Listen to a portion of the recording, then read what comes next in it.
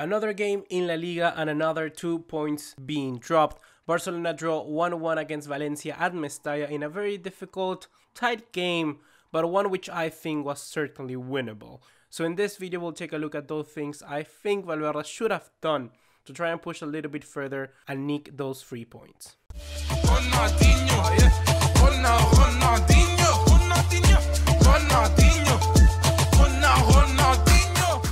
What's going on, guys? ¿Cómo están? BugaLuis here and welcome back to another video here on the channel. This time around, I'm a little bit disappointed. I just don't understand where's that desire, that thrive to try and get those 3 points. Because this was a perfect opportunity. It's not like the Atletico Bilbao one. That one, it's kind of excusable because I saw that reaction. I saw that hunger on the players' eyes. But this time around, we had a perfect chance. But before moving on into the match reaction, I gotta ask you, if you haven't done so already, to drop us a like and leave us a subscribe, turn on the bell notification icon, and follow us on all other social media to keep up to date. You get the deal? You know the drill, so let's get right into it. First things first, I gotta say that the lineup, the plan that we had on place, was a good one. Valverde did the right thing, starting the right players, so we cannot really criticize him on that. The problem is that we let that early stupid goal in like a minute and 40 seconds. Are you fucking kidding me? And after that, we even let Valencia to keep on going. The first 6 minutes, Valencia had 3 shots and Barcelona had 0. But the thing that bothers me the most is the way the goal was scored. We had 4 players, even 5 I think, Vermelen, Piqué, Suarez, Nelson Semedo and Arthur, all in the line for that goal. And none of them were able to stop it. Like 3 of them, including Piqué, Semedo and Arthur, were just watching the ball go through them and just land into someone like Garay. It's these things where Barcelona just don't turn on by the first minute. Like, you're playing a La Liga match, you're playing it for a professional football game, and you're telling me you're not going to be focused from minute 1, the first freaking corner. Not acceptable for the level and standard of a club like Barcelona. And this perfectly contributes to something I've been hearing and reading on online, you know, about Messi having an argument with Piqué in the dressing room. And apparently it's that Messi has told Piqué that since he's obviously the leader of that defense, he's the player that commands basically what happens behind the midfield of Barcelona. Messi has said to Piqué that Piqué needs to have a little more strength, needs to have a little more focus, that it's not possible that we'll be in the first team going down, that it's not possible that we'll not be able to keep a clean sheet. By the amount of goals we have conceded this season, last season we had conceded this, like around the month of April. So I see where is Messi coming from, and to be honest, that's something that you must demand. You being the captain, Messi has all the right to do so, and obviously more importantly, he's the best player in the freaking history of football, so he has that permission to do so. However, the problem from the dressing room, I think, might stem for Piqué taking a little bit too personal, because I think Piqué knows that he has made so many mistakes at the start of this season, and to be honest, that's something that he must take into account personally, that he must resolve on his own. However, I'm going to tell you something that one of the commentators, I don't know the name exactly, but it's from one of the commentators from beIN Sports, so if you live in the USA, you might know them.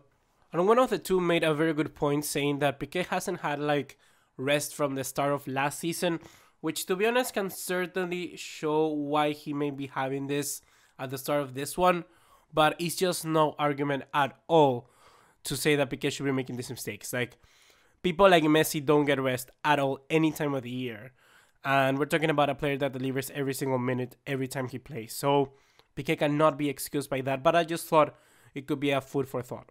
The decision of playing Vermelen over Lenglet was also one that left me quite unnerved, because Lenglet just displayed that he had the ability to be good in that Spurs game.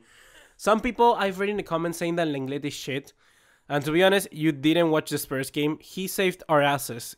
Spurs could have equalized in like the last 20 minutes from Lucas Moura.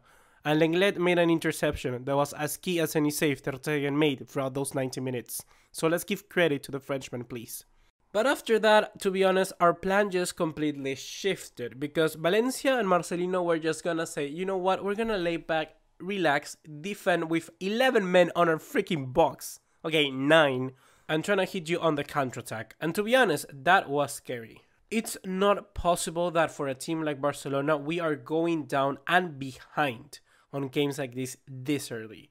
When it happens against a team like Bayern Munich, like Juventus, like Real Madrid, like anyone who we have faced in the Champions League, that's going to be a pain in the ass to try and come back from, especially in a competition where the Champions League and the pressure is so much higher. The moments before the goal from Barcelona were very good. I gotta say, Arthur is a complete baller. Oh my god, this guy is talented. And I said it many times that he needs to be a star. And finally, I'm very happy that he is. The goal from Messi was absolutely wonderful. I'm not gonna talk about it because do I really need to talk about it? It's a goal out of complete context that Messi just scored and it was fabulous. What I want to talk about, however, are two things. The first one is that Rakitic, I've been defending Rakitic for a very, very, very long time now.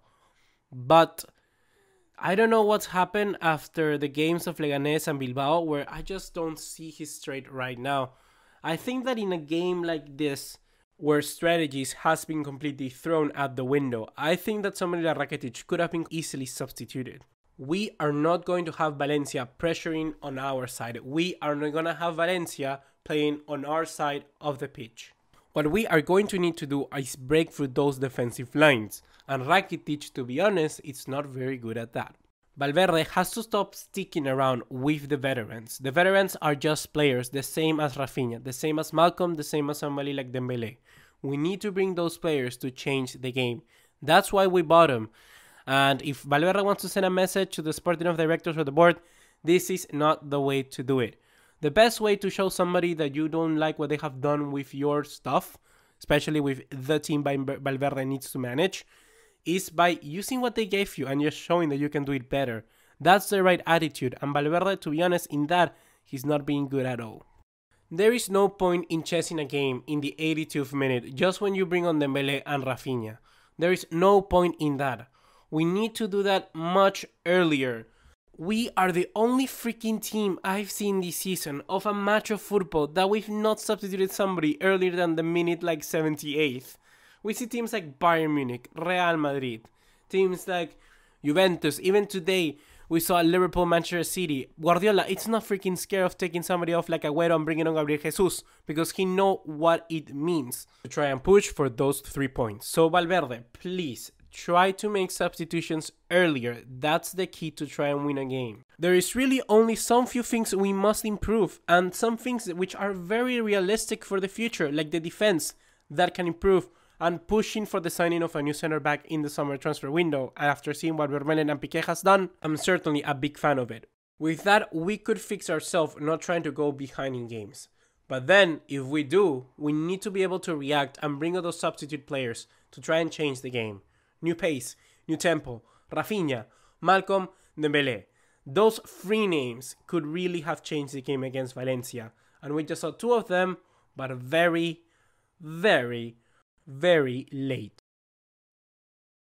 Hopefully guys, you have enjoyed this video today. I'm sorry if it wasn't the most in-depth analysis of the match. I just feel it wasn't really needed. Apart from one particular play when Piqué just was absolutely stupid and run for the player that was Nelson chasing and left probably like a 2-yard gap in the defense, there isn't too much that I need to stress. But if you do want to talk about that, leave me a comment down below about what you think of this game, as well as follow me on my social media where you can send me messages to me and I'll try to respond to you as soon as possible. 2 more things. My voice, it's getting better. Like, my voice, I think, is a little bit good now, but I just don't have air. Like, I cannot speak like more than a minute or even less, and I just get like out of air because like I'm so sick.